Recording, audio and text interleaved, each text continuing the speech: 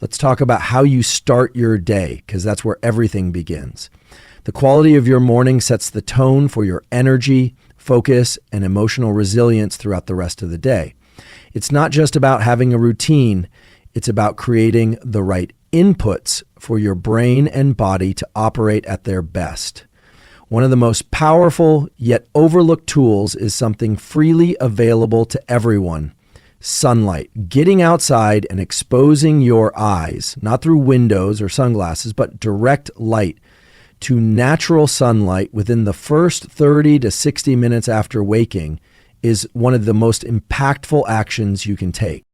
This simple habit anchors your body's internal clock, known as the circadian rhythm, and triggers a cascade of biological processes that optimize alertness, mood, and hormone release. Cortisol, which is often misunderstood as just a stress hormone, actually plays a critical role in waking you up, boosting focus, and enhancing memory formation. When it spikes naturally in response to sunlight early in the day, it sets the rhythm for the rest of your physiology to follow. At the same time, early movement is a game changer. This doesn't have to mean a full workout first thing in the morning. Even just 5 to 10 minutes of light physical activity, walking, stretching, or mobility drills can activate neuromodulators like dopamine and norepinephrine. These chemicals don't just make you feel more awake, they actually increase your capacity for focus, effort, and sustained attention. That's why early day movement paired with sunlight isn't just a wellness practice, it's a performance enhancer. Now, once you've gotten light and movement, there's a window of opportunity that opens up in the first hour or two of your day, when your brain is especially responsive to goal setting and intention. This is a biologically optimal time to choose where your focus is going to go. Your brain's chemistry is primed to latch on to what's most important. So instead of diving straight into reactive tasks like checking emails or scrolling social media, take a moment to get clear. Ask yourself, what is one meaningful thing I want to complete today? What task, if done, would make everything else easier or even unnecessary? This is also where breath work or visualization can be incredibly effective, not as something mystical, but as a method of directing the nervous system. A few deep nasal breaths can shift you from a reactive state to a proactive one. You're building mental traction. You're telling your mind and body, this is where we're headed today. Many people underestimate how much control they actually have over their state of being. The first hour of your day is the time when you can literally instruct your biology on how you want to feel. If you begin that hour in chaos, hitting snooze, staying in bed, looking at your phone, you're training your system to follow stress. If you begin that hour with sunlight, movement, and intention, you're giving your system an entirely different set of instructions. You're programming focus, energy, and emotional stability. The real takeaway here is that these early day behaviors don't just make you feel good in the moment, they create a platform for the rest of the day's productivity and mental health to stand on. You're giving your nervous system the conditions it needs to thrive. And when that becomes consistent, when this becomes who you are every morning, it becomes nearly impossible not to make progress on the things that matter most. Start your day right, and you'll find the rest of it begins to work in your favor. Let's get into something that has the power to completely transform how effective you are in your day, something most people never get taught, even though it's built into how our brains and bodies naturally work.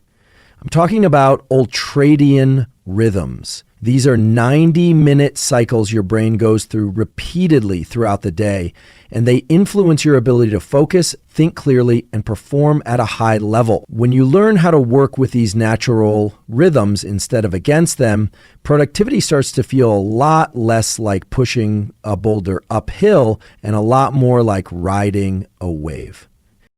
Think of it this way. Your brain isn't designed to maintain peak focus for hours on end. It's designed to go through cycles, periods of high alertness followed by periods where it needs to reset. When you align your deep work, meaning anything that requires real concentration or creativity, with these 90-minute peaks, You're tapping into the brain's optimal performance windows. That means fewer distractions, less mental fatigue, and better output with less effort. Now, here's where this becomes really practical. The first step is to identify when your personal focus windows naturally occur. For most people, there's a strong focus cycle about 1 to 2 hours after waking up, once cortisol and dopamine have had a chance to rise.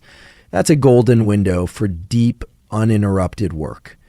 And then another cycle often hits mid-morning or early afternoon. The trick is to time your most mentally demanding tasks, writing, problem-solving, creative work, inside those natural peaks.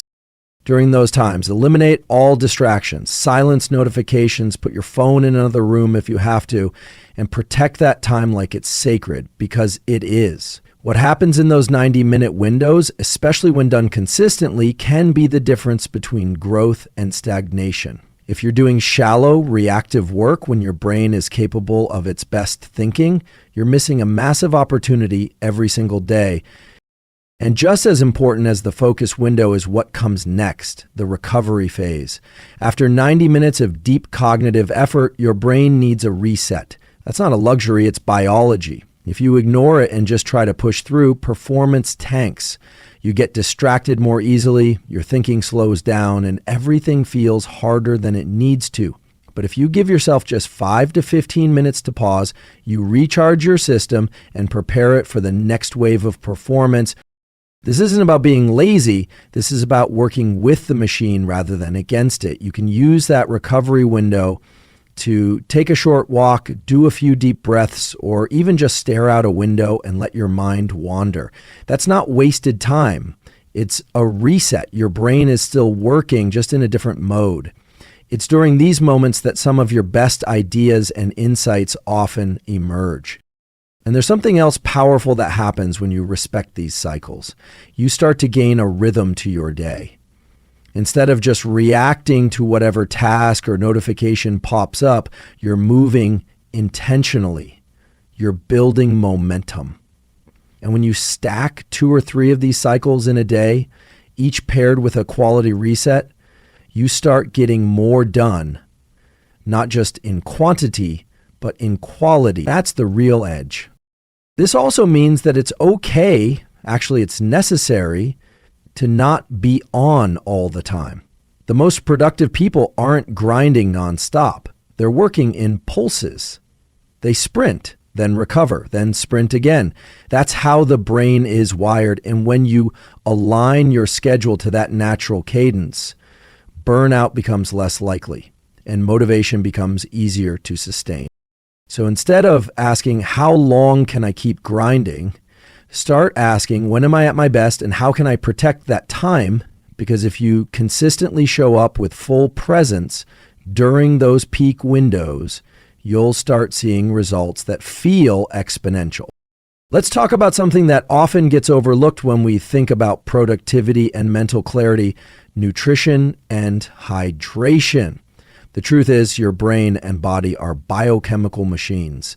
The inputs you give them, especially in the first part of the day, have a massive impact on how well you function, how clearly you think, and how steady your energy is throughout the day. And it doesn't take anything extreme, just takes being strategic with timing, quality, and consistency.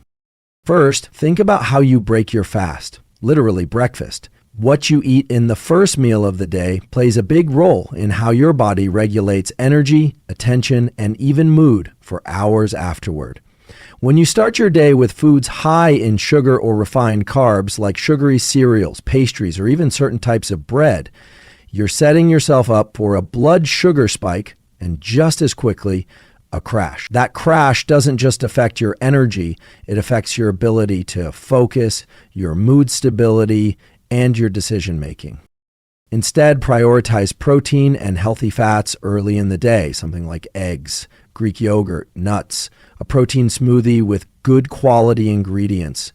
These give your body the amino acids it needs to produce key neurotransmitters like dopamine and acetylcholine, which are essential for motivation, attention, and memory. Healthy fats, like those found in avocado, olive oil, or fatty fish, support brain function, and help you stay satiated longer, which means fewer cravings and fewer distractions pulling you out of your zone.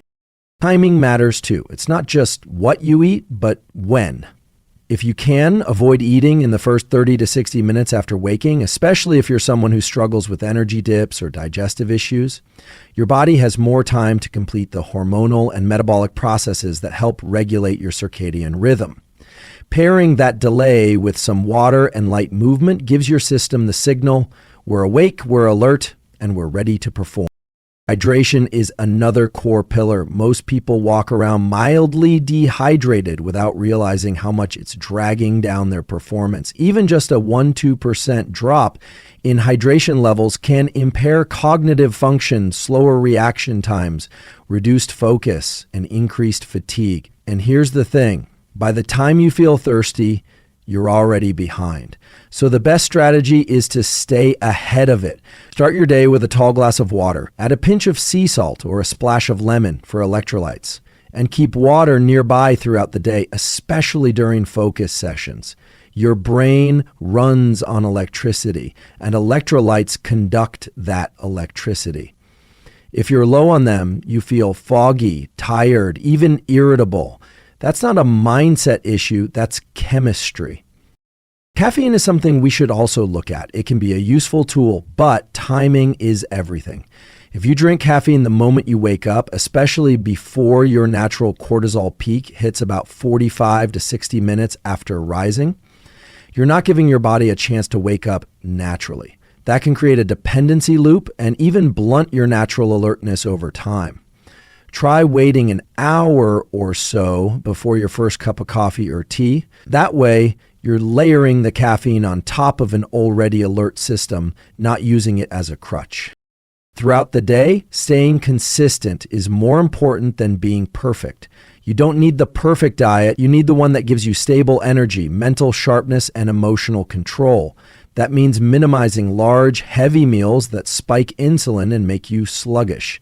That means spacing meals in a way that gives your digestive system a chance to rest. And it also means being honest with yourself about how food is influencing your state. If something consistently leaves you feeling tired, distracted, or anxious, it's not supporting your performance, no matter how convenient it is.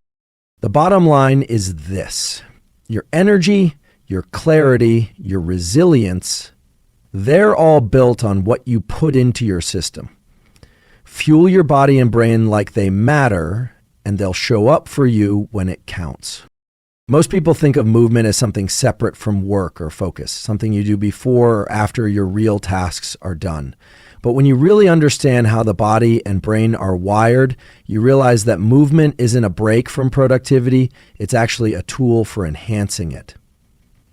When used strategically, even small bouts of physical activity can completely reset your cognitive state, elevate your mood, and bring you back to a high level of mental performance. There's this common misconception that unless you're doing a full workout, it doesn't count. That's not how the brain sees it. The nervous system responds almost immediately to changes in physical activity. A few minutes of walking, even just around the room or outside in fresh air, increases blood flow to the brain, boosts oxygen delivery, and activates systems involved in attention, memory, and decision making. You don't need a gym, you don't need equipment, you need intention. What's happening physiologically is really interesting. Movement, especially rhythmic movement like walking, cycling, or light mobility work, activates a part of the brainstem involved in alertness and coordination.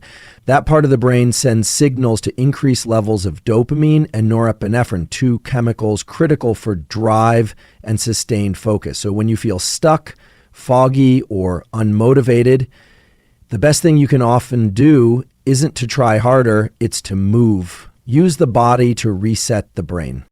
Now think about the structure of your workday. You've probably had days where you sit for hours straight, grinding through tasks, thinking you're being productive. But what actually happens is that your thinking starts to slow down, creativity drops, reaction time gets slower, you feel irritable or distracted. That's not because you're not working hard enough. It's because you haven't given your brain the physiological support it needs to stay in gear. And this is where short movement breaks, what I call cognitive resets, become essential. About every 90 to 120 minutes, your brain needs a chance to shift gears, not to stop being productive, but to re-engage its ability to perform at a high level. A 5-minute walk, a quick stretch, some jumping jacks, or even standing up and shaking out your body can bring your nervous system back into balance. You're not wasting time, you're investing in the quality of the next focus block. If you stack 2 or 3 of these mini resets into your day, your overall output increases dramatically, not just in quantity, but in the depth and sharpness of your work. There's another benefit that's just as important but harder to quantify. Movement regulates emotion. When you move, you activate systems in the brain that help calm anxiety, reduce stress, and boost motivation. Physical activity releases endorphins and increases serotonin, which aren't just feel-good chemicals, they're the foundation of mental resilience.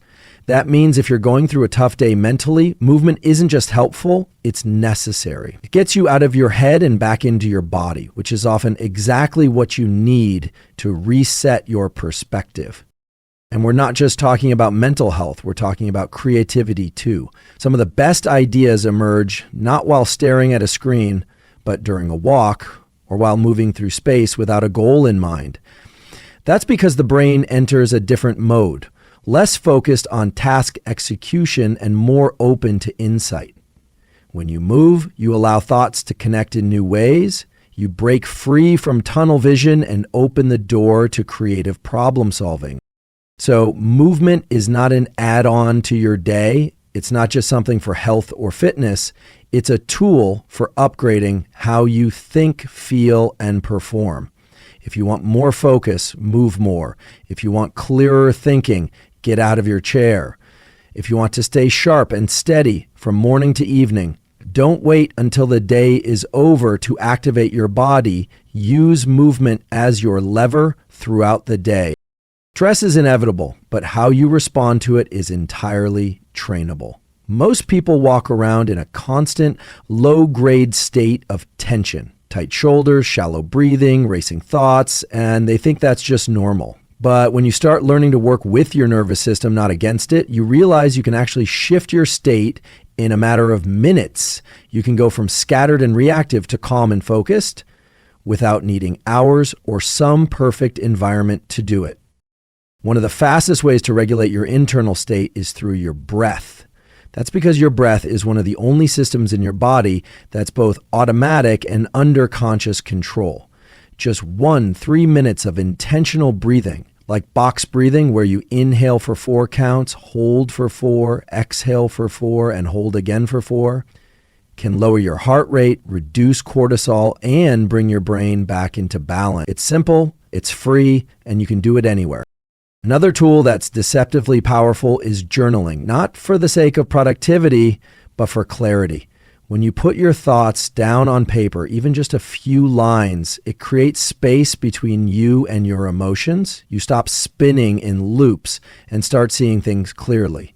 Gratitude journaling can also help shift your mental bias away from problem fixation and toward what's working, which improves resilience and motivation. These aren't just feel-good exercises, they're practices that rewire the brain over time to handle stress with more control and less chaos.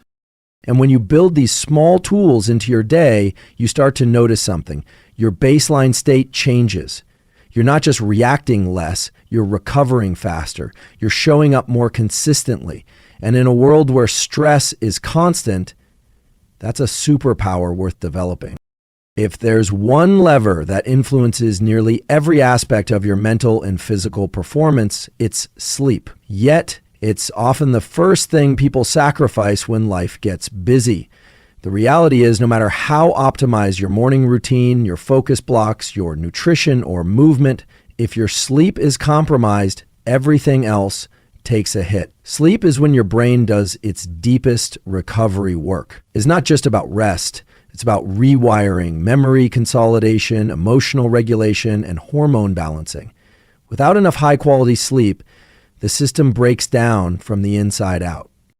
Consistency is the foundation. Going to bed and waking up at the same time every day, even on weekends, strengthens your circadian rhythm, making it easier to fall asleep and wake up naturally. Just like you anchor your day with morning sunlight, you can anchor your nights with a wind down routine, dim the lights, reduce screen time, and avoid stimulants like caffeine too late in the day. It's not about restriction. It's about protecting your recovery window so your brain can go to work on everything you've built during the day. Sleep is the silent architect of progress. It's the amplifier of focus, the reset button for stress, and the fuel behind motivation. When you prioritize it, you don't just feel better, you operate on a completely different level. That's the kind of advantage that builds momentum day after day and eventually transforms your entire trajectory. When you start to integrate these tools, morning light, focus rhythm, strategic nutrition, movement resets, stress regulation, and quality sleep, you're not just stacking habits, you're aligning your biology with your goals. You're building a system that works with how your body and brain are designed to function, not against it. And the beauty is, none of this requires extreme measures. Just small, consistent actions repeated over time. That's what leads to sustainable energy, deeper focus, emotional resilience, and real progress. The difference between people who burn out and those who build day after day isn't willpower. It's strategy. When you start living with this level of intention, you stop relying on motivation and start relying on momentum. And that's when everything changes.